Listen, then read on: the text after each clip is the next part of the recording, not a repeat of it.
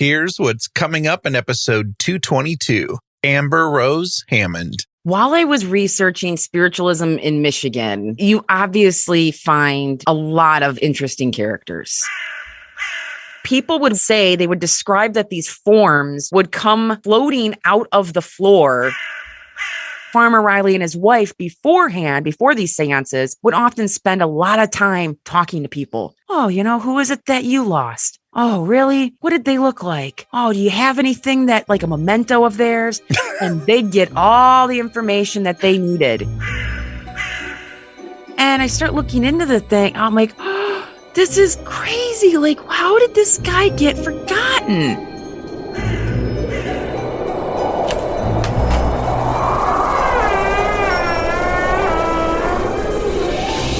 Welcome to the Big Seance Podcast. I'm Patrick Keller of BigSeance.com, and this is a place for an open discussion on all things paranormal, but specifically topics like ghosts and hauntings, paranormal research, spirit communication, psychics and mediums, and life after death.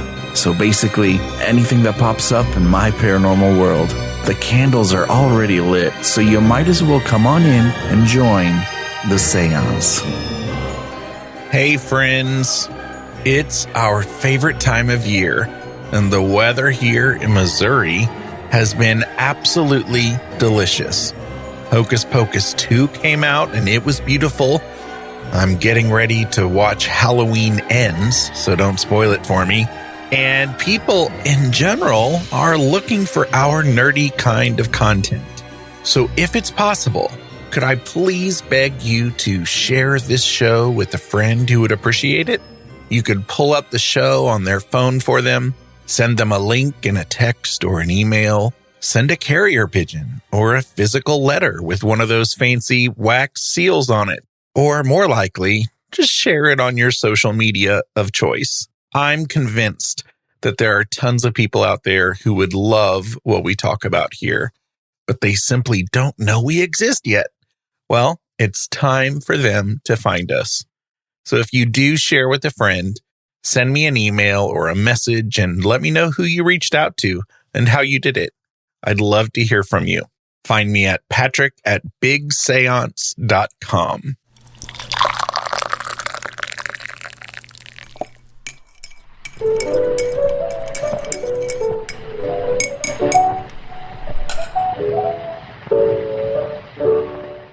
For over 20 years, Amberrose Hammond has been researching the supernatural, weird, and offbeat history of Michigan. An avid local history and cemetery enthusiast, Amberrose has lectured extensively around the state at libraries, conferences, and historical cemetery tours, and has shared her love of Michigan's weird side with thousands. She is the author of Ghosts and Legends of Michigan's West Coast, Wicked Ottawa County, Wicked Grand Rapids, and the brand new book that we're going to talk about today, Mysterious Michigan, The Lonely Ghost of Minnie Quay, The Marvelous Manifestations of Farmer Riley, The Devil in Detroit, and more. You can visit mysteriousmichigan.com or amberrosehammond.com to explore more and subscribe to Ghostly Talk, a podcast she co-hosts with Scott L. Amberrose has been here in the Parlor before with Scott L. in episode 151, if you want to check that out. So I'll have all of those things linked in the show notes. Amberrose, welcome to the Big Seance Parlor again. Yay. Thanks for having me back. I'm so happy to be talking to you. It's been forever. It has been forever, which is why before we started recording, we just gabbed and talked for like an hour. And now we have to fake like we haven't talked. I know, like, what? I haven't talked to you and like, what? It's been, yeah, exactly. Yeah, we just had a little paranormal happy hour is basically pretty much what we just had. But now we're warmed up and ready to go. Yep. Ready. Dude, we share a love of cemeteries. Oh, I love cemeteries. I collect pictures of cemetery stones like they're baseball cards, because anytime you see a cemetery, I want to just stop, run through it. I want to read tombstones. And of course, I'm attracted to like all the old ones. I skip past like the newer ones, which I sort of feel bad about, but It's that old stone carving. I just got tickets to a cemetery tour of Woodlawn, which is this big, beautiful cemetery. Just, I think it's in Detroit, just right on the outskirts. And oh my God, the Dodge brothers are buried there in a pyramid complete with Egyptian sphinxes out front. And I just go nuts for that stuff. Like, I just bought 2 tickets and I don't even care if I have to go alone. Like, I'll grab someone, but I love cemeteries. They're outdoor museums. Yeah. They're phenomenal. I think that cemetery is similar probably to Bell Fountain Cemetery here in St. Louis, which is like a whole city in itself, and the mausoleums. Oh, yeah. And I've been there several times, including one infamous day where I got lost in it in the middle of winter, taking wintry photos, but I had no care in the world. Like, I could have died and like been frozen to death. But after like 3 hours, I stumbled upon my car and I was like, oh, cool, bonus. And then and there were like some of the greatest cemetery photos I've ever taken, but I was in heaven. Oh, yeah. I just love it. And I love stumbling on a cemetery, especially forgotten cemeteries. And because I don't get around too many places, I've pretty much stumbled upon all there is around here. But if my husband's ever with me, he's like, oh, God. Because I'm like, you have to let me get out. You have to let me get out. Oh, I'm the same way. Sometimes in the past, I used to like to exercise, not so much anymore now, but I put me in a cemetery and I'm running like an Olympic marathon. I remember we were at Cave, I think it's called Cave Hill Cemetery in Louisville. And it was, the stones, they were amazing. And there were certain stones I wanted to find because they were in some of my photography cemetery books, and it's Louisville in the summer. So of course it's like 1,000 degrees. And I was just like running around like, like I'm going to find these stones, like sweating, like, oh, the worst. But like, that's my true love of cemeteries. Like, I don't care. Mm-hmm. I might not get back to this place again. I got to get these photos. Yeah. And it's been way too long since I've hung out in a cemetery. It's usually got to be the right weather for me. But I'm a professional fat man. I've got arthritis and every other problem in the world too. But in a cemetery, my husband is cracking up because with my fancy Canon camera, I will not think twice to like lay on the ground or like be on my head or like, just to get the right shot. And then you're like, help me up. Help me up. Yep. So you made a joke actually a couple of times about how when you first saw me at my table at Haunted America conference, you saw my banners and you were like, hey man, that's a nice font. And so I want to tell you that this book, for real, in all seriousness, has a fabulous font. Yes, it's true. I was like, that guy has really good graphics. It's nice. Good logo. Like, we should make friends with him. But thank you. I was happy with how it was set up. This publisher, History Press, this is the 4th book I've written with them. And they do have kind of a template situation going on with a lot of the books out of their series. So I would be like, okay, here's like 6 photos that could be good cover photos. And I kind of throw them at them. And they came back originally with this picture on the bottom of the book of these people just boating. It was like a shot from Belle Isle, Detroit, which is a like scenic park, really pretty. But this picture from the 1800s, just people boating, doing nothing special, nothing mysterious or intriguing about this photo. And the photo worked for a story in the book, just to highlight the sereneness of the place, to kind of, a murder. I wrote about a murder. So it just was kind of a nice little juxtaposition. But I didn't want the photo on the cover of the book. So then I got them to change it. And then I was so happy because they used a photo from the 1880s, 1890s of one of the spiritualist camps in Southwest Michigan. And it's got this picture. You see these tents set up in the woods. One of the signs says Frank Crayley or something. I don't know. It says trumpet medium. And there's this woman holding this trumpet, this other guy holding it. And it's just, I saw that. I love it. And then I was able to put my own artwork on it. There's a little monster on the top. And because everyone tried to describe this Sister Lakes monster everyone saw, I'm like, you couldn't find any good pictures. And because it was in the 60s, a lot of the stuff was still copywritten. So I'm like, I'm just going to draw my own picture. And on the back, my little Nyan Rouge guy, that's my artwork too. That kind of looks like this little impish devil thing. So I was pretty happy with the setup. And yes, you're right. They did use some nice font choices. Yeah. It's a beautiful cover too. So you said in your introduction that growing up in Michigan, you used to think, probably like many of us do in all of our states, wherever we live, but, growing up in Michigan, you used to think that it was just the worst and the most boring place in the world. So what changed, man? Ghost hunting changed. In the early 2000s, when I started looking stuff up, like, is anything haunted in Michigan? This state is horrible. I'd go over to Barnes & Noble back in the day, wander around the very small new age / like paranormal section they had. And I'd find like a couple books on ghosts and hauntings around the US, and Michigan was never included. Never.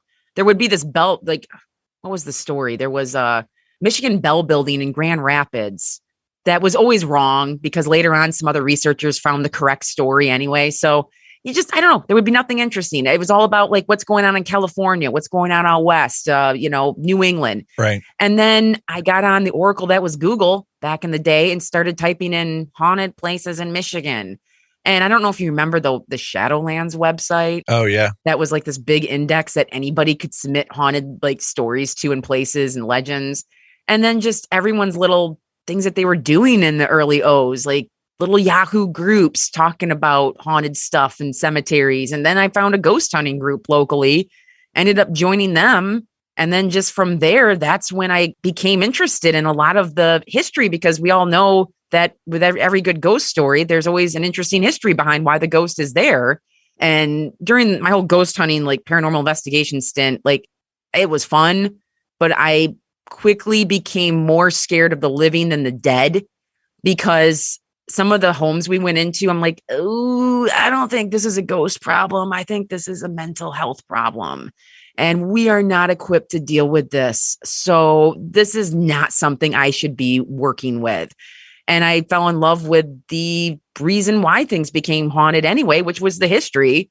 And then started digging into my own local history in my own hometown of Grand Haven, Michigan, and found all kinds of cool stuff. And then that's just how I got hooked. And then I'm like, well, the state's, I still don't like certain aspects of the state, like winter, but it just made things come alive in a different way for me, because, and that's been my purpose, I think now as a writer and researcher, is to kind of instill that in other people that, hey, history, especially local history, which is important. You should know like where things came from and the roots and the origins and all that cool stuff about where you live and plant roots. And, I think that's important, but it doesn't have to be boring. It can be really interesting, because you tell someone like, wow, this school was established in 1896 by John Cooper. And like, no one cares. And you tell them, hey, this guy was murdered right here on this spot next to the school that John Cooper established in 1883. You know what I mean? Like you throw something else in and just, it sucks people in. And I kind of get a kick out of instilling that kind of interest in people. That's how I kind of got involved in where I'm at now. Well, in your book, it reads like that. You do a really good job of introduce like the setup to the story to get you interested and sucked in. And I'm loving it. Good. I appreciate hearing that, because I don't consider myself a writer. I'm like, I like looking this stuff up, and then I got to figure out a way to take that information and put it in some type of readable, digestible unit for people to look at. And just for my audience's full disclosure, I am ready for chapter 6. So I'm not even halfway through. I've been reading, a magical digital copy of it, but I have purchased the physical book. And in my way of doing things, I'm looking forward to having even though I will have already read it, having the shelving ceremony for the physical book. And I have to thank you for that, because in our little gas sesh earlier before we started the show, I didn't thank you for doing that. And I've already shipped it out to you. It's already in the mail. I'm super excited. Look for the holographic silver mailer, because that's what I put it in. It's pretty. No reason to thank me at all. You don't have to twist my arm to buy a book. I will tell you. Michigan has like the biggest paranormal conference in the country, right? Isn't it the biggest? Yeah. And I don't know how this happened. So going back to like when I was getting involved in ghost hunting, then I got involved with Ghostly Talk, which is the podcast I'm part of, because Ghostly Talk was one of the only basically 1 to 3 internet talk shows that focused on the paranormal back in the day. Before podcasting. Yeah. Yeah. You would go do this streaming thing or just download an MP3 file of the show. And so I met Scott, who's now my husband, and we started traveling to all these paranormal conferences around the US that were just kind of popping up with the explosion of paranormal interest. And there was nothing ever in Michigan. There would be the occasional tiny little event. That's it.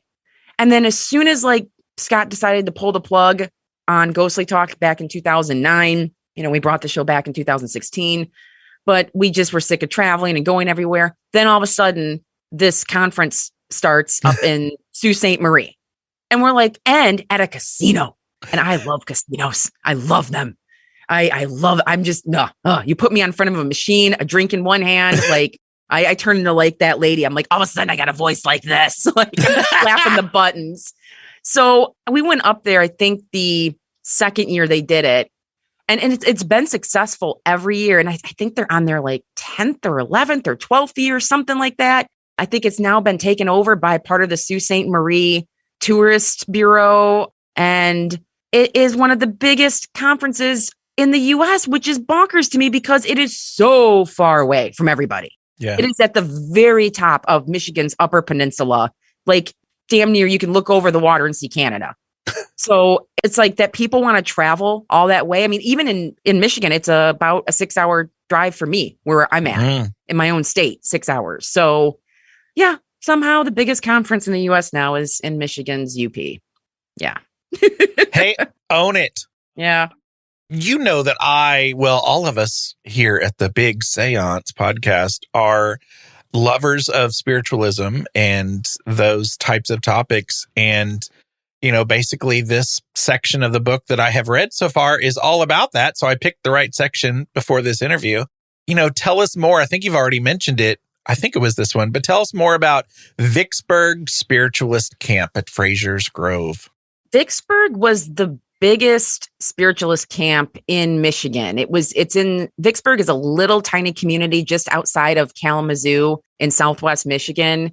And for any listener out there that's like, what's a spirit camp? It's kind of like a paranormal conference before a paranormal conference existed. Some of them would last a weekend. A lot of them would be a week, 2 weeks, 3 weeks. But in the summer months, these camps would pop up around the state and in other states. It wasn't just a Michigan thing. And there'd be mediums and inspirational lectures and healings and all like psychics and all kinds of seances, all kinds of stuff would go on. People would camp out, set up tents, hang out, and just all these like-minded people would be together doing their thing, just like when we all go to a conference or something like that. And I think on Sundays, they would have what they called their big show. And the big show would be like your medium, similar to like, if you think back to like John Edward, those types, now maybe a Tyler Henry or something. They would sit there and do their big reading on the show and get like 2,000-3,000 people in the audience. And so they drew tons of people, big crowds, brought in a lot of extra money for the merchants in the area.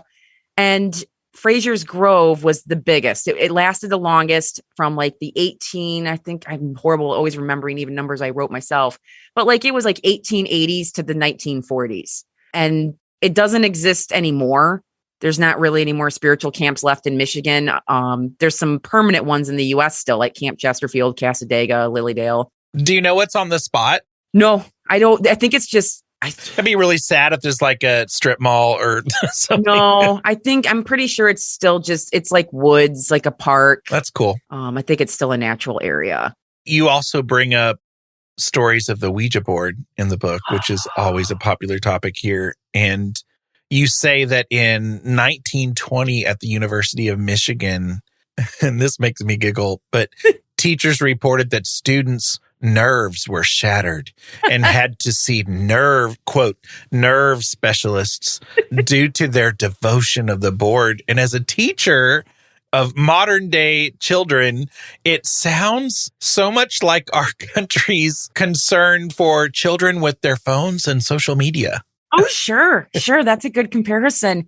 Yeah. Around 1920, around that time, popularity of the Ouija board exploded. And I think some of it was a byproduct of World War I ending. Because whenever you have like a big, like after the Civil War, after World War I, after World War II, Vietnam, 9/11, there's always an explosion of paranormal interest, largely because sometimes you have a huge loss of life. People lose loved ones and they're interested, like maybe I can communicate with them again. And the interest has always gone up. So in 1920, Ouija boards, even then, were still marketed as toys and sold in toy stores, at hardware stores, and just department stores, and just nothing special. It wasn't in like a little new age shop, that was in the corner or whatever. It's just, yeah. So what was the other statistic that I had put in there? Let me go to my book right here. I was shocked because it said one of the store owners claiming the boards were becoming more popular than Bibles. Oh, yeah. I love that part. It's just so crazy because that was even before The Exorcist, y'all. Oh, yeah. I mean, The Exorcist is really what kind of ruined the Ouija board, I think, in pop culture world. It gave it that really negative reputation that if you mess with this thing, you're going to turn into Reagan and like become possessed and be puking up green pea soup. But I thought just little things that you pull out of these old newspapers, which is largely where I do a ton of my research to find these little anecdotes about stuff like Ouija boards in Michigan. I had written, the board became so popular that the Jackson Citizen Patriot sarcastically wrote, quote, "Businessmen can hardly go to their work mornings without first consulting Ouija to see how the day is going to turn out in the stock markets. Dishes remain among the great unwashed, while the once zealous housewife sits with her next door neighbor and the cook asking questions of the Ouija board. In Jackson, a common question on the streets became, 'Do you Ouija?' And I thought that was funny that Ouija had become a verb." And I do have a lot more little stories and anecdotes that I collected about the Ouija board in Michigan. But that was the big one where the U of M students just went nuts for it. And it was just a cute little thing to include, I think, to also remind people how long the board has been around. It's not just something that your parents played with in the 60s, like, I don't know, like it's been in existence since the 1880s. I forget when the first patent was put in, but it's been around a long time. Oh, yeah. And I, going through your book, reading that, you have an image of a booklet that you have in your library that I am incredibly jealous of. And it spun me off on a tangent. And I started Googling and ended up buying, I wanted a physical copy of it, but I have a digital copy of it. And that is a booklet from 1920 called Ouija Board and Automatic Writing, How to Do It by Hereward, Carrington, PhD. And I went, what? And so that is like totally something right up my alley. Oh, yeah. And so I haven't read it yet, but it is on my phone, ready to go. I'm so jealous that you have that. Where'd you get it? I got that probably 18 years ago, like on eBay for a few bucks. Before like everyone was going nuts collecting Ouija boards, I had started collecting, and then they were still selling for decent amounts, older boards, but not like now. Like I have a board I probably paid $50 for. That's from around 1914. And now that board will sell for like 200 or more. Mm-hmm. And if you have the planchette with it, like double the price. If you have the instructions or even an original box, which is rare, it's insane what the prices go for. I during the pandemic, and we were getting some of those, the checks in the mail, I was like, what kind of like pointless thing can I buy with some of this? And I ended up buying a Ouija board I'd wanted for a long time that I bought from a dealer that would cost me $300. But it had the planchette and the box with it. So yeah, it was just something that I've always collected and happened to just come across it. You can still find, it's a tiny little pamphlet. Yeah. And so even if you did probably find that on eBay somewhere, it wouldn't cost you a lot. It's just cute. And I have it on display. Yeah. I love it. What are your personal experiences with the Ouija board? I don't have anything terrifying or weird. probably like a lot of people, there was always a Ouija board in my grandparents' basement that had belonged to my mom that she had in the 60s. I love this image because the 1960s William Field board had this cloaked figure on the cover, like looking extremely mysterious with this spread out, spaced out font. And I have my mom's original board still and that cover. I know Karen Dahlman for the Talking Board Society, I think they made a t-shirt out of that Ouija shadowy character. And I'm like, when I saw that, I was like, I just threw my money at her. Like, take my money. I need that shirt. Yeah, I have that shirt. I also have that board too. I feel like that edition of the board is very iconic. The black lettering, the kind of light tan background, that sun and moon at the top, the spirits coming in on the bottom. If I don't have a single tattoo, but I always said if I ever got one, it probably would be those 4 Ouija emblems because I just love them. Awesome. But we played with the board when I was a kid and we'd ask it stupid stuff like, who's going to be our 4th grade teacher? It told me Mr. Cook and I did get Mr. Cook, but I don't know if it's right or if I was pushing it a little bit because I wanted Mr. Cook and wanted to impress my friend. But I've had times when I'm playing with friends that I'm pretty sure like you can trust them and it's moved around the board and we've even felt our hands sort of get cooler where like, okay, that's interesting. Like, but it's not something I dabble with much because I do believe in the ideomotor response where you have these tiny little, movements in your muscles that can kind of, direct that planchette across the board. I just fell in love with the idea and the look of them. And so that's why I like around every corner, there's either something Ouija board or there's an old Ouija board on the wall. I have to tell myself no now. Like you can't buy any more Ouija board stuff. Stop. So that's a problem too, telling myself to stop.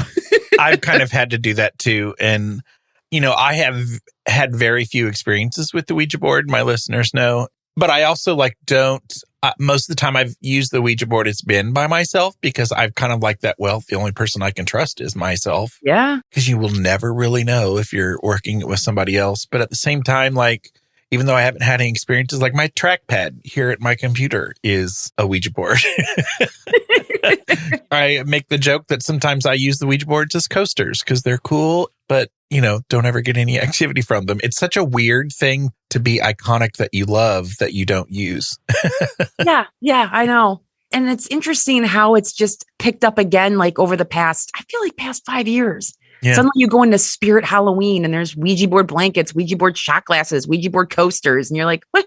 Okay. I mean, great. Like, take my money. But like, just, it's interesting how its popularity shot up again. And there's all these cute things. I just bought on Etsy a cute little Ouija board purse. Aww. I was like, no, it's adorable. And it's like, it was just this tiny little thing, glittery. It was like a glittery embroidered vinyl because I needed something to just put a few tchotchkes in for when I do my book talks and stuff. And I'm like, well, that will be cute. So I guess I'm not doing a good job not buying Ouija stuff. Can I assume you've also tried the planchette breath mints?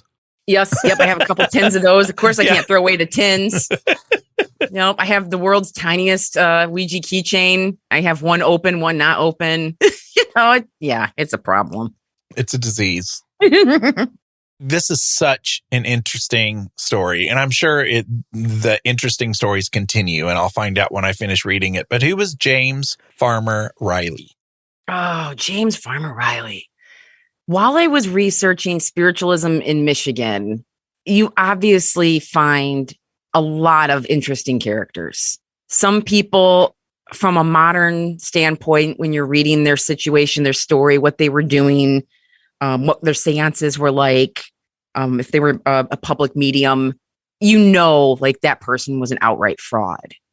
But Farmer Riley was confusing people big time. People that were ardent skeptics were going into his seances and coming out like really confused.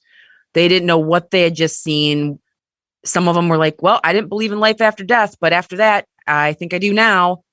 And even myself, when I was reading he had a biography that someone wrote about him, reading his descriptions of his seances, I was even confused as a 21st century person going, how are there actual physical manifestations of spirits that people are witnessing that they claim, yeah, that's my mom. Yeah, that's my dad. Because they recognize them. They recognized them.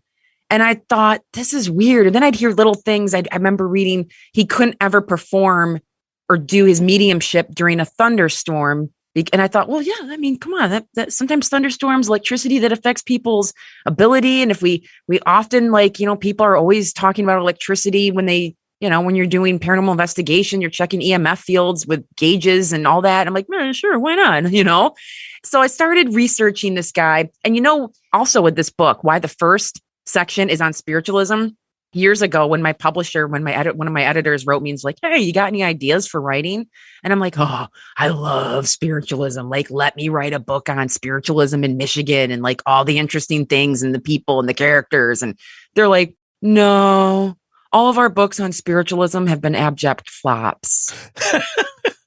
And I was like, because they were boring. Like, come on. Because I did buy the books, and I was like, ooh, they were a little academic. So I can see where, they didn't do so well. I mean, they were well written with tons of great historical information, but so I had this totally different idea. So I was like, I'm getting spiritualism in a book one way or another. And so I did it finally. Yeah. And so I did have to kind of hold back a little bit. So it wasn't a book solely focused on that under the guise of just like, Mysterious Michigan. But anyway, this Farmer Riley, James Farmer Riley, I had been hanging on to this story for a long time. And as I started putting it together, I'm like, how did he do this? So people, like I said, they would go to his seance. People were a little confused because the guy he never charged anything. So people are going and going, well, I mean, the guy he's not charging us for this. So what's the incentive to fake anything? And they would sit down. Often the seance would not be in total darkness, which was very, very common in any 19th century Victorian parlor. Like you would be plunged into pitch dark. So all of the shenanigans could happen without any prying eyes seeing them. And people would say they would describe that these forms would come floating out of the floor and kind of press out of the curtain. A lot of mediums at this time used what was called a spirit cabinet. And spirit cabinets could be a room. They could be just a curtain sectioning off a part of the room. It could be its own specially built cabinet that the medium would go into and kind of be like, I call it like their safe space to do what they allegedly do, to produce physical mediumship or to bring voices forth or whatever. Mm-hmm. And often I feel it was a place where you could, do all your fraudulent stuff where no one could see what you were doing. I mean, it was a perfect thing for that. So Farmer Riley had a room in his house and people would sit in a half circle around it. And there'd be these black drapes on the door and these forms would start to push out and rise up. Some would even seem to sink into the ground when they were going back. And so looking this up, it was fascinating researching how these mediums did this, because I firmly feel while everyone adored Farmer Riley, they had nothing bad to say about him except for a couple skeptics that kind of wanted to bust him a little bit. But anybody that went to his seance had a nice time, enjoyed themselves, came away a believer, I guess. I mean, what did it hurt? Had some coffee. Yeah, exactly. Have some nice conversation, hang out. But really, he was a fraud. I'm pretty positive of that. And around the time he came out in 1892, around Marcellus, Michigan, which is a really tiny little area in Southwest Michigan, there was a book published just a year prior to Farmer Riley coming on the scene, was called Revelations of a Spirit Medium, or Spiritualistic Mysteries Exposed by a Medium. The guy wanted to remain anonymous. He had been a fake medium for a long time. And just felt the need to expose what other mediums were doing because he felt, hey, these people are kind of preying on people that are vulnerable, missing their loved ones, and they're making money off of it. So here's what they do to create the weird things they do in the seance room that make people believers. And really, you got to put yourself back in time when people just aren't used to seeing this stuff. Our eyes, when we look back on spiritualistic photos, and you see some of the ectoplasm coming out of mouths, or even some of the weird, strange paper cutout spirits that are appearing next to them. they look so obviously fake. But 100 years ago, to those people, it might not have looked so fake. It's not something they're used to seeing. And so Farmer Riley obviously had people helping him, and how they would create this weird effect of forms manifesting from the floor and going back down. The room would be dark. There wouldn't be much light at all. And they'd have a phosphorescent paint that they would put on gauze, wrap around themselves, or paint it on parts of their clothing or their face, and then slowly start to protrude from these black curtains. And then people's focus would be right on this spot, and they'd think, oh, a spirit's starting to form. Because again, they're like, probably don't even know of a lot of these people don't even realize the existence of phosphorescent glow-in-the-dark paint. Mm-hmm. And you'd see this form, and then the person would be laying on the ground and start to kind of slowly bring themselves up as if they were building energy. It was a spirit building energy, and kind of like a little bit of acrobatic, maneuvering going on to make them almost snake-like. I just imagine it kind of snake-like someone would have to be to come up and make this look cool. Yeah. And if it were me, you'd hear, oh God. Oh, yeah, exactly. Yeah. Someone's got to be a little more athletic to pull this off smoothly without making noise. And then as soon as the spirit would emerge fully from the cabinet, then they would turn the lights up a little bit and you'd see it. And I think people were honestly being polite. Like they wouldn't touch it. And then sometimes the spirit would reach out to someone, shake their hand. The lights were still dimmed enough that I think a lot of because the spirit could still have gauze on it, or some kind of, they might change like their beard or a wig or do different things. Cause I think it could be like one or two people that are just doing quick wardrobe changes as they come out, and someone, because they want to believe so badly that that's their mom, that that's their aunt, that they kind of just were like, yeah, I think that's them. Especially because Farmer Riley and his wife before these seances would often spend a lot of time talking to people. They'd serve coffee, have some snacks, and then they'd walk around. Oh, who is it that you lost? Oh, really? What did they look like? Oh, do you have anything that like a memento of theirs? And they'd get all the information that they needed. And all these other little things too, that were telltale signs that there was fraud going on. Some of these spirits would bring out a music box and give it to someone and open it up. And then you have music playing. Or Farmer Riley's wife would encourage everybody, let's sing for 15 minutes and build the energy up, everyone. Well, in the meantime, people doing their stuff can move around, make noise, change costumes. Exactly. And it was an impressive production because the guy never got caught. He was given donations. People still paid him. And I think he did fairly well. He didn't become a millionaire off of this, but he did comfortably. He didn't have to continue farming, which is where he got his nickname. And if he collected money, then police could come in and bust you for collecting money under false pretenses. If you're not collecting money and just taking donations, there's nothing to bust you. And there was some other interesting details with his life that were very questionable, such as a guy that wrote initially a biography on him, a little pamphlet about Farmer Riley's early life, how he got into mediumship. And then about 10 years later, this book was essentially republished under a different author who I think just plagiarized the first book that was out there and then kind of just moved things around and rearranged things and exaggerated a few things here and changed the outcome at the ending, because the first book just was like, well, I don't know if he's faking it, but I don't know if he's the real deal. So it's interesting. I don't think he was really hurting anybody, but just to the lengths that the guy went to put on that good show, it's just kind of an interesting thing to research and read. And just, they were magicians, which is why Harry Houdini, who was like the enemy of the spiritualists that were fraudulent, he always said that they were just really talented magicians. When I was reading that, I was just thinking he must have had just the greatest charisma and just such a trustworthy kind of personality to go that long and to get away with all of that. And I don't remember if it was your words or someone else's words, but in your book, it said that sitters were fooled because of a willingness to believe. They were so craving, I guess, in these early days of spiritualism, so craving to have an experience that they just went with it. Yep. And I think that's part of what added to the show, why things like how I said earlier, we look at things and go, God, how could anybody have ever fallen for that? But it's that desire and willingness to believe that this is happening. This is true. And again, hey, if that person, that very human person came out of that spirit cabinet, looked someone dead in the eye and said, hey, I'm your sister and I'm okay. And maybe that person left that seance really feeling whole again and healed. So in some instances, you're like, it could have helped, sometimes in weird ways for people mentally.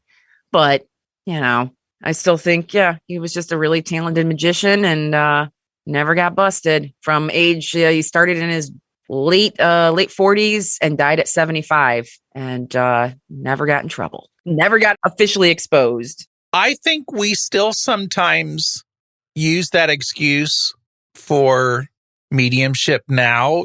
Like I love me some mediums, right? Love them. But there are some that it's not necessarily that they're not being genuine. Right. They maybe just don't. Do you know what I'm saying? I don't know how to word it, but it's like, well, they're trying to help people, like, yeah. They're not really hurting people. They're not. So I think that continues. I do too. I think the same feelings out there with people. Like, if you're getting this message of comfort and love from something and you walk away with a few tears going, okay, my mom's all right. She doesn't have cancer anymore. She feels better. She's not hurting anymore.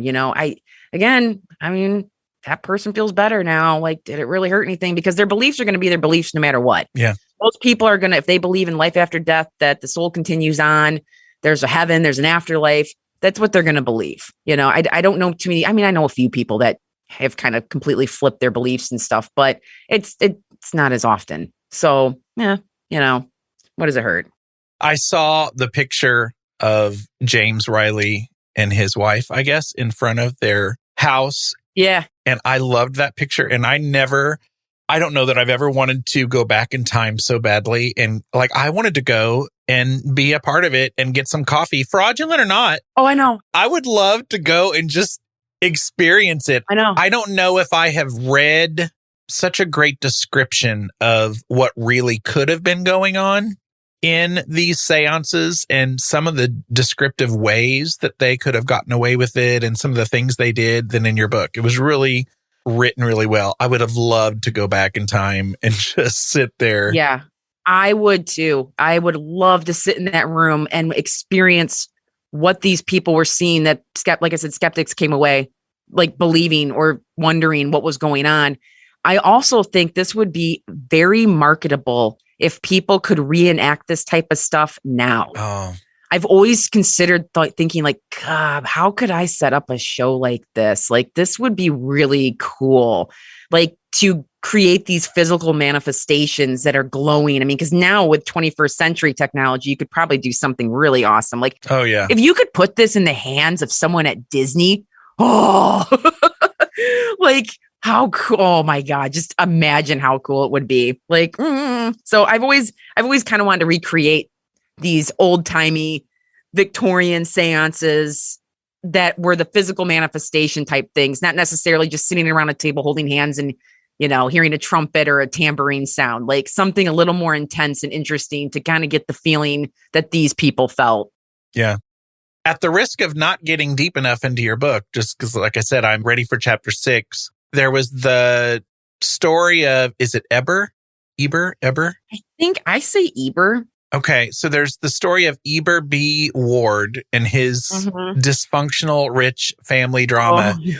And I have to tell you, it reminded me a bit of the sensational Lemp family in St. Louis. Just, you've got more money than you know what to do with, but that doesn't mean that you don't have the mental concerns and depression and money doesn't solve problems. And oh my gosh, there was some family drama in that family. Yeah. You don't necessarily have to tell the whole story, but that was interesting too. And I'd never heard of this family.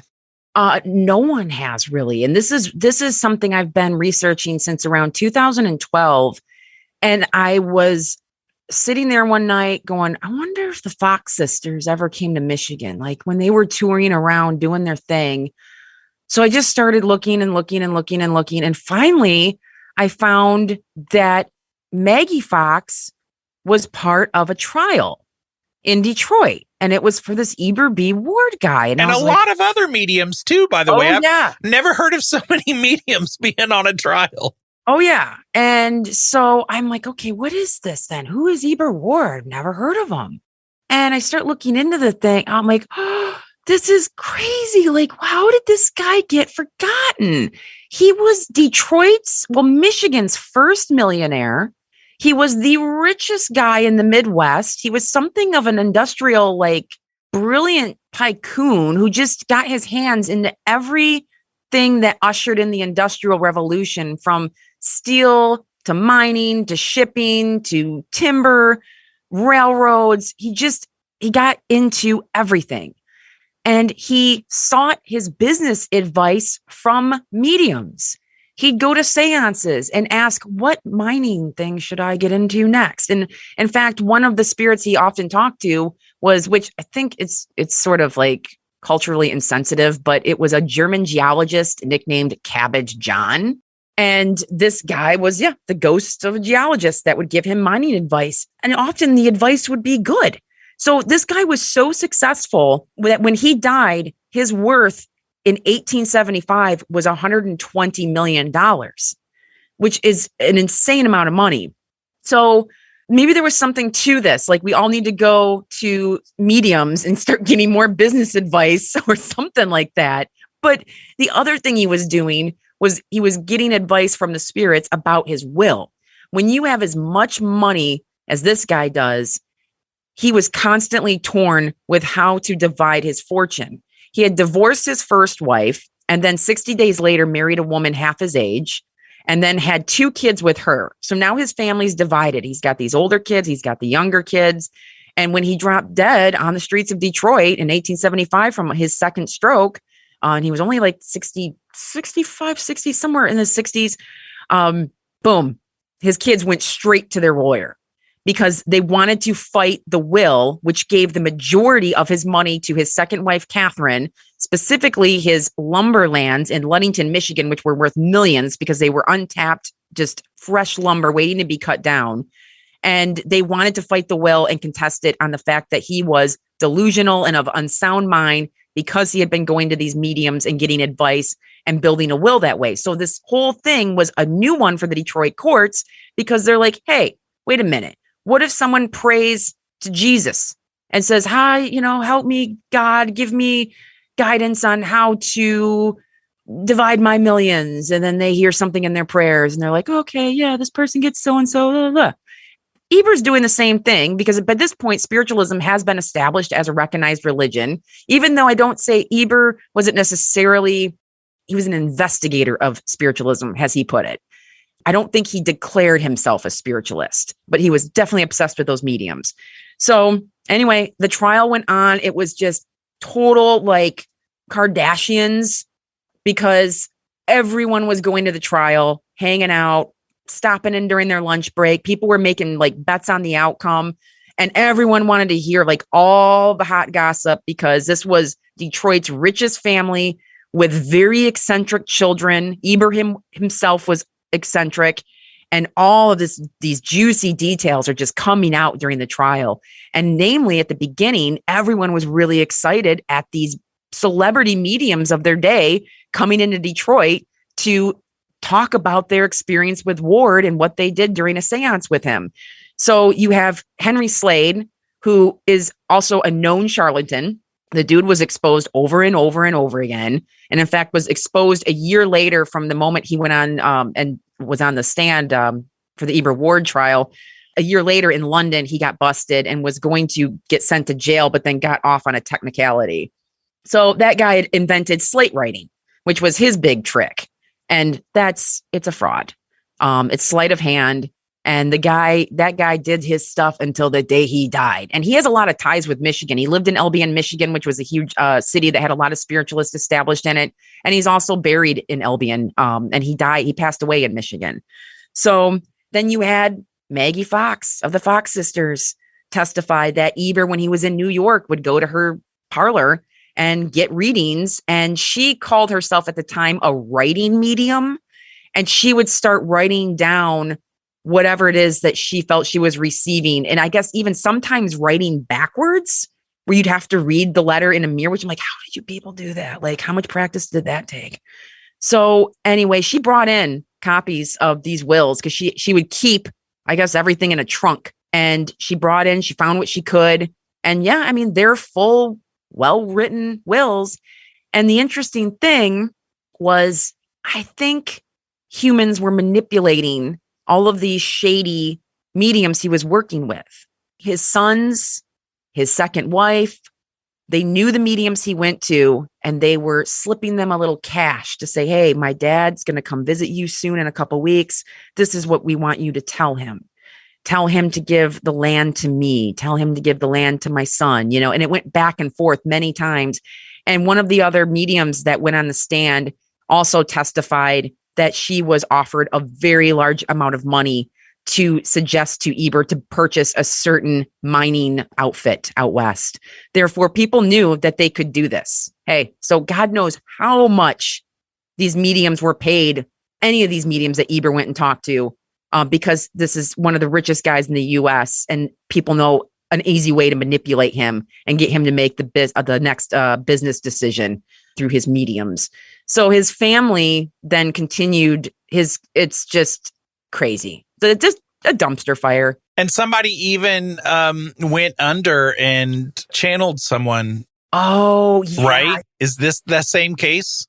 This is the same case. Yeah, I believe that medium was Emma Martin, which was one of Eber's favorite mediums in Detroit. And they asked her when she was on the stand, they're like, well, can you demonstrate to us what you do? Because she was a trance medium. And she's like, yeah, sure. Okay.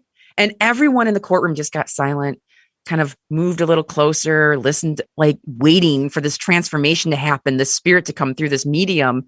And so Emma Martin kind of did her thing, kind of went into her trance, like hung her head down, popped her head back up, and then suddenly started speaking in German in a slightly altered voice that everyone was a little taken aback by, although they did point out that it was bad German. Yeah. And so she says, who wants to speak with me in German?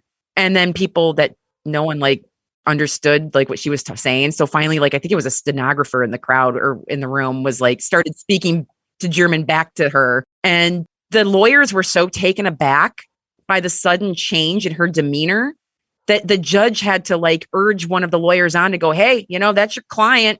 Go talk to whatever's coming through her. Do your thing. And it was kind of, humorous because everyone was a little shook by what was going on. And the whole thing, I think, only lasted about 5 minutes or so. And then she shook out of it. And she claims she has no memory of stuff that transpired while she's in her trance. And the Detroit courtroom was a little, like I said, a little shook after that happened. And I love how the Detroit Free Press had said her face did take on a decidedly Teutonic look. So I guess she did look a little, quote, German somehow, but who knows? I mean, I never heard anything about her being exposed. I think she really did believe what she was doing, and who knows, maybe she was just channeling someone that spoke bad German. And I think probably in those days, if it was in the height of spiritualism, there were probably so many mediums around that it's impossible to follow up with all of them. Oh, yeah. And if it wasn't mentioned in newspapers, or if they didn't leave some type of journal or diary or write their own book, it's like you really only have these newspapers to put some of these stories together for people. I just want to know, do you think there was any more fraudulent mediums in Michigan than anywhere else? Or do you think, because you do have a lot of fraud stories that you were telling here? No, I think fraud was rampant in spiritualism. It was one of the downsides to it that really angered a lot of the believers. It was something they had to contend with, work with. There were certain laws that were kind of established, I know, in a lot of different states to try to, stop people from being frauds. I guess, it's like, how do you gauge who's a fraud and who's not? But then there's certain practices that become known as frauds, like the slate writing, or like I was just saying earlier with Farmer Riley with the physical manifestations and stuff, because all it took was one person to grab one of those, quote, physical manifestations and find them to be very much alive. But some of these mediums that were just what I feel are genuine. You just go in there and talk to these people and they kind of just get impressions, tell you what they're thinking. There's no showy seance. There's no manifestations. There's no slates. There's no trumpets. There's no crazy, whatever tool that could assist anybody to just put on a good show. In Eber Ward's case, Sarah Cartwright was one of his mediums too that testified that I believe was genuine. I think she was kind of that real deal. She just would close her eyes and just start talking. And Eber was really, really impressed with her. So, and she was one of those mediums that did leave behind a book. She wrote on like magnetic healing or something. Yeah, because I think I had recognized that name. Yeah. And I kind of feel she was legit. But no, I feel this was just a negative side of spiritualism that believers and followers and spiritualistic churches had to contend with. But that's what ends up being in history often. We don't always remember just the boring stories. It's those notorious people that get left behind in the pages of the newspapers.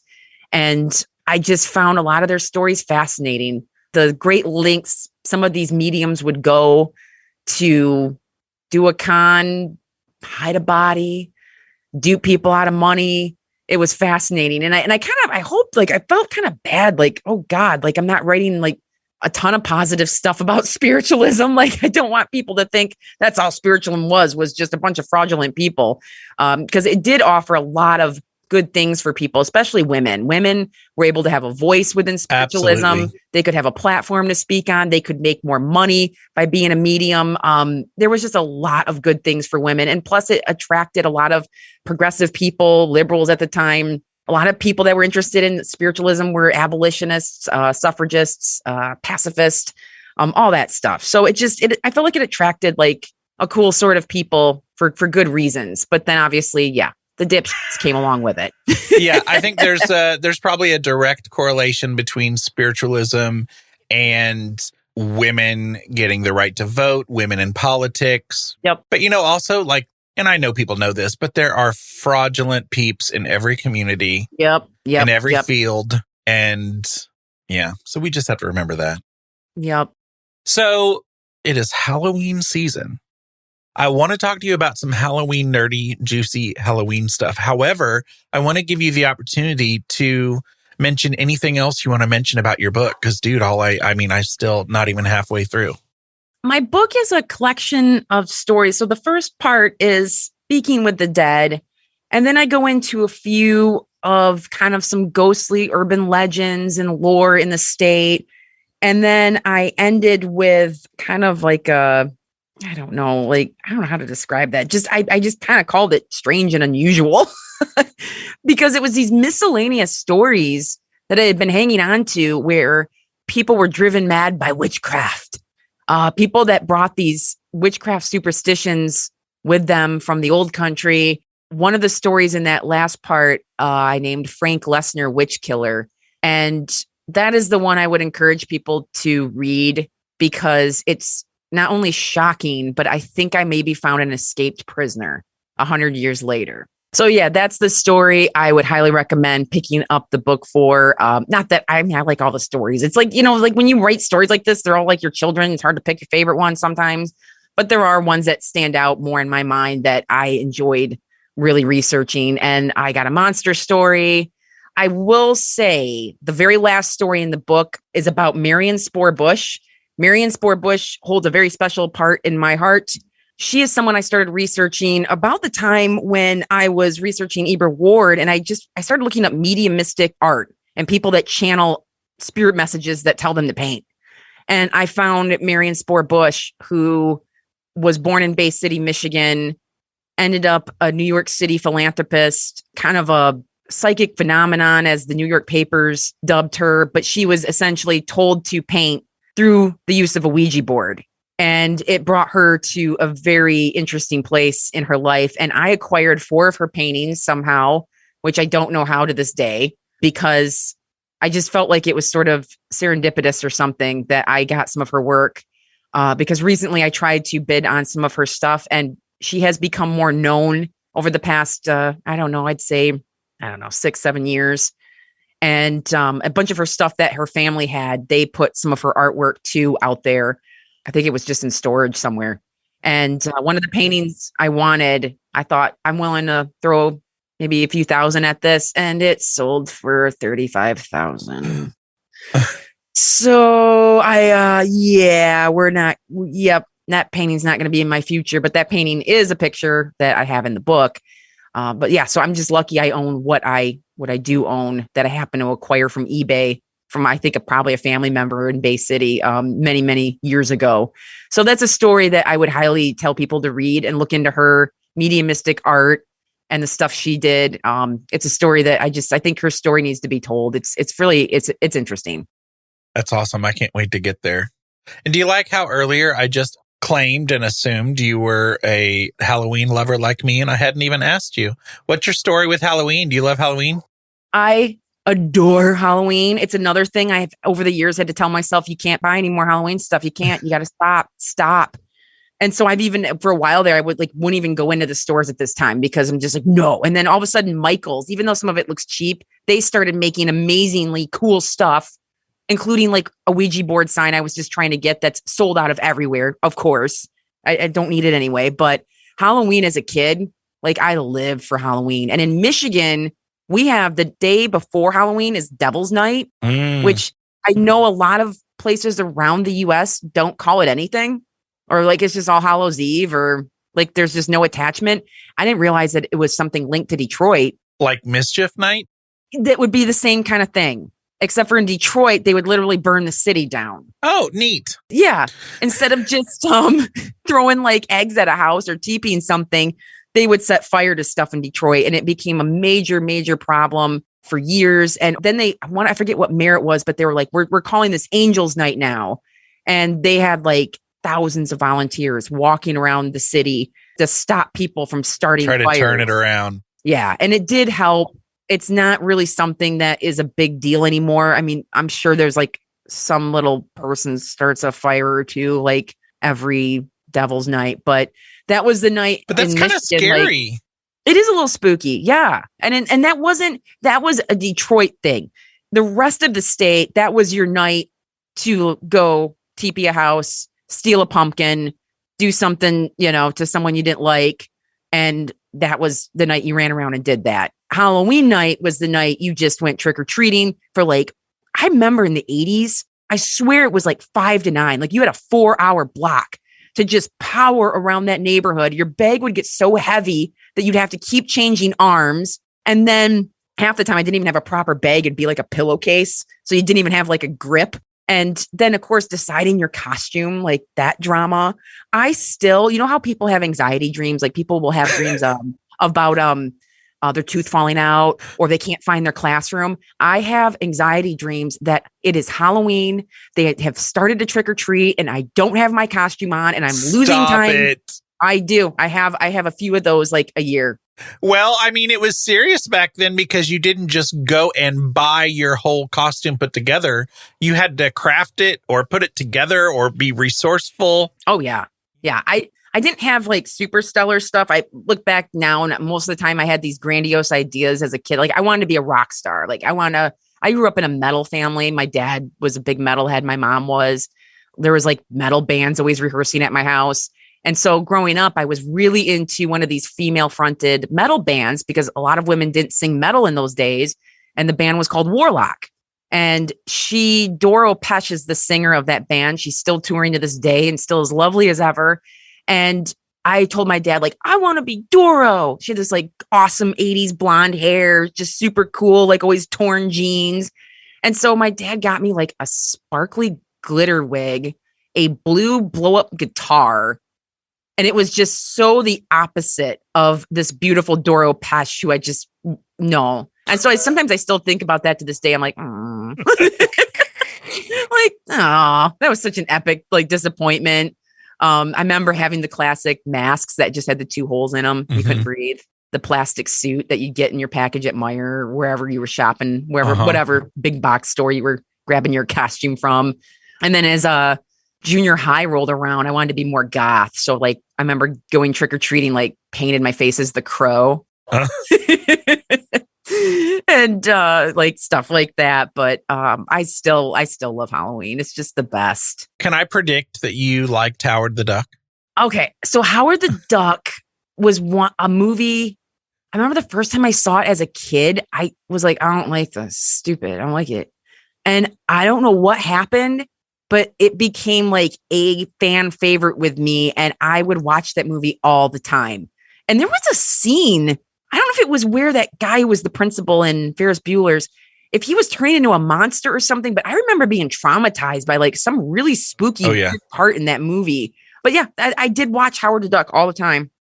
I just thought, I don't know why that popped in my head when you were talking about, the women rockers. Oh, yeah. Gem. Oh, I know. The show Gem. Yes. Yep. Yep. I would have rather looked like her than what my dad got me. Yeah. Aww.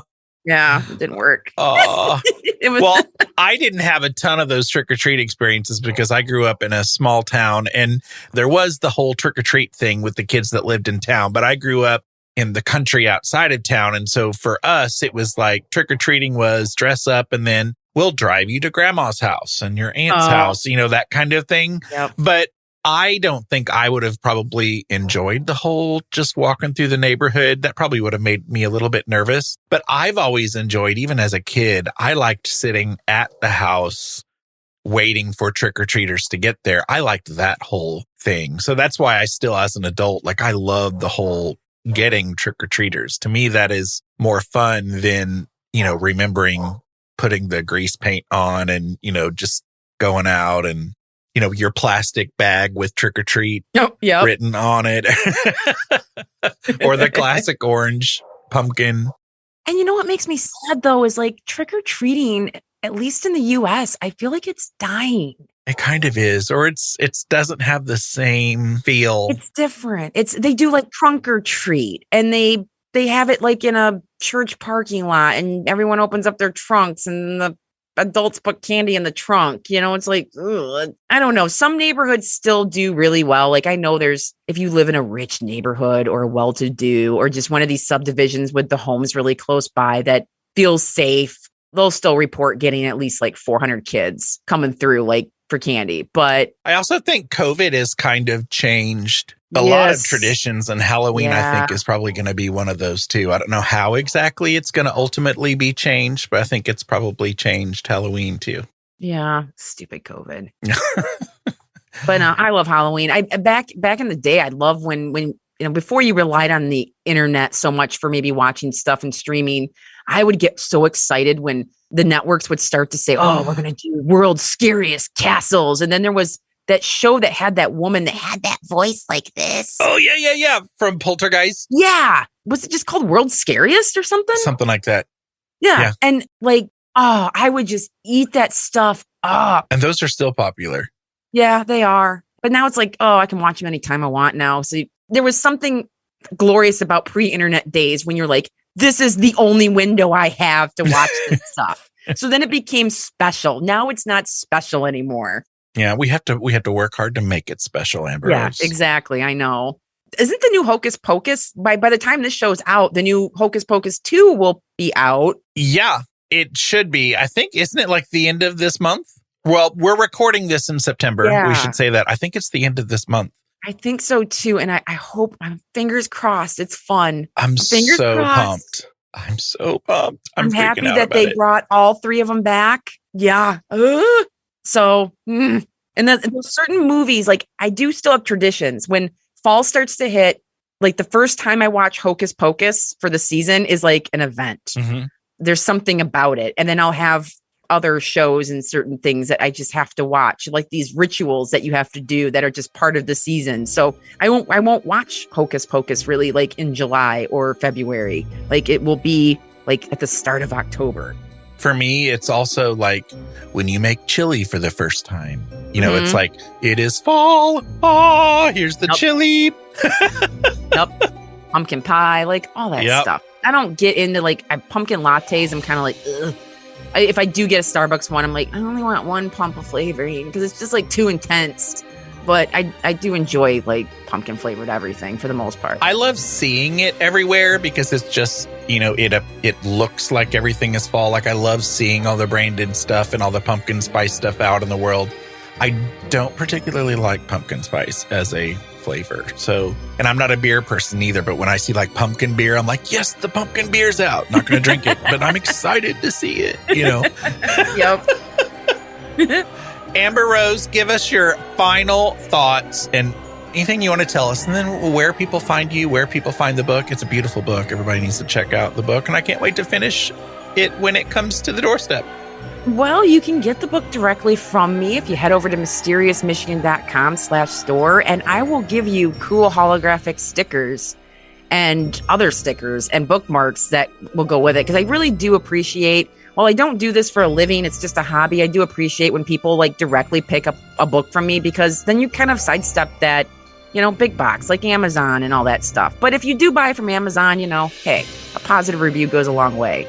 So you can find more of my stories at mysteriousmichigan.com. It's just a website / blog I've had for years with some stuff about Michigan. And of course, if you're interested in my other books, I have 2 true crime books about Grand Rapids and Ottawa County in Michigan. And my other ghost book is Ghosts and Legends of Michigan's West Coast, which is all up and down, I think, Michigan's most beautiful coast along Lake Michigan. And you can find me on Ghostly Talk Podcast. And we try to kind of put out an episode every other week, too. And we just interview interesting people within the paranormal, or sometimes just talk about whatever we feel like. I love it. I listen every week. You rock! Thank you, Patrick.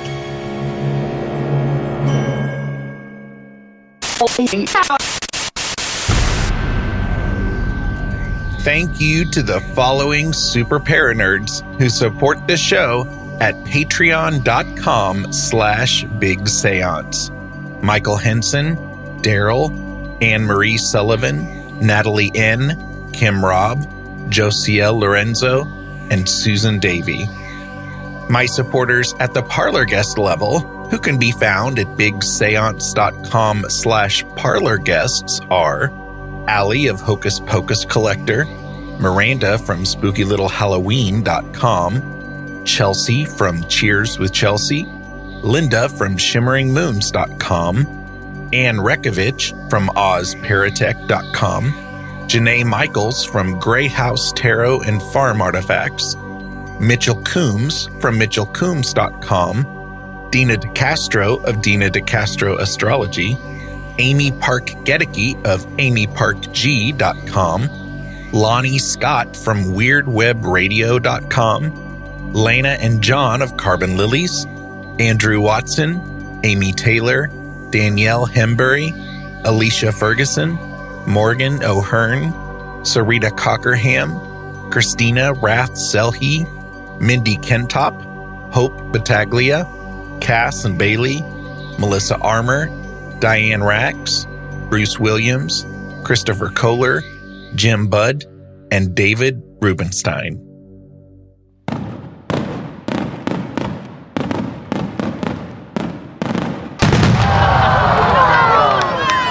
That sound you just heard was the above and beyond there's not even a category for your level of support fireworks display. Because I have 6 awesome listeners who support the show at the $10 level. Those awesome paranerds are Peggy Hagan, Glenna Becker, Steve Skinner, Kevin Gilbert, James Wilfong, and Norman and Linda Keller. And I have a new Parlor guest who is supporting the show at the $15 level, the lovely Jean Marie. You rock. So thank you, Peggy, Glenna, Steve, Kevin, James, Mom and Dad, and Jean Marie. And thank you, paranerds. Happy Halloween!